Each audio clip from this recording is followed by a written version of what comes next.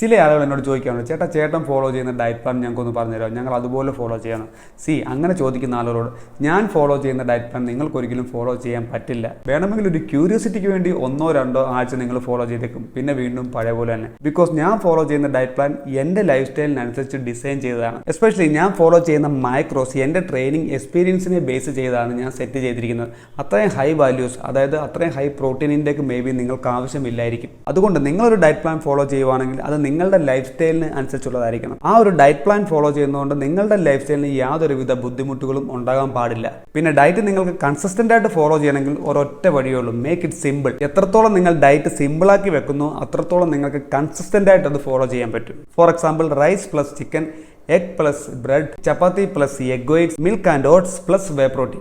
ഇങ്ങനെ എത്രത്തോളം നിങ്ങൾ സിമ്പിളാക്കി ഡയറ്റ് വെക്കുന്നു അത്രത്തോളം നിങ്ങൾ കൺസിസ്റ്റന്റ് ആയിട്ട് ഫോളോ ചെയ്യാൻ പറ്റും. എത്രത്തോളം കോംപ്ലിക്കേറ്റഡ് ആക്കുന്നോ നിങ്ങൾക്ക് അത്രത്തോളം ബുദ്ധിമുട്ടായിരിക്കും ഒരു ഡയറ്റ് ഫോളോ ചെയ്യാൻ. മറ്റൊരു പ്രധാനപ്പെട്ട കാര്യം, നിങ്ങളൊരു ഡയറ്റ് പ്ലാൻ തുടങ്ങുമ്പോൾ നിങ്ങളുടെ ഫുഡ് ഹാബിറ്റ്സ് മൊത്തത്തിൽ മാറ്റാതെ ഒരു 10% മാത്രം ചേഞ്ചസ് വരുത്തുക. ഉദാഹരണത്തിന്, ഡിന്നറിൽ 3 ചപ്പാത്തി കഴിച്ചുകൊണ്ടിരിക്കുന്ന ആൾക്കാർ പെട്ടെന്ന് അത് 1 ചപ്പാത്തിയിലേക്കോ പച്ചക്കറികളിലേക്കോ മാത്രമാക്കാതെ പകുതി ചപ്പാത്തി മാത്രം കുറയ്ക്കുക. ഒരു 3 days to 1 week ശേഷം ബോഡി കാലറി ആയിട്ടൊന്ന് അഡ്ജസ്റ്റ് ആയതിനു ശേഷം മാത്രം ബാക്കി ചേഞ്ചസ് വരുത്തുക. So make it simple, follow your diet, not others. See you soon.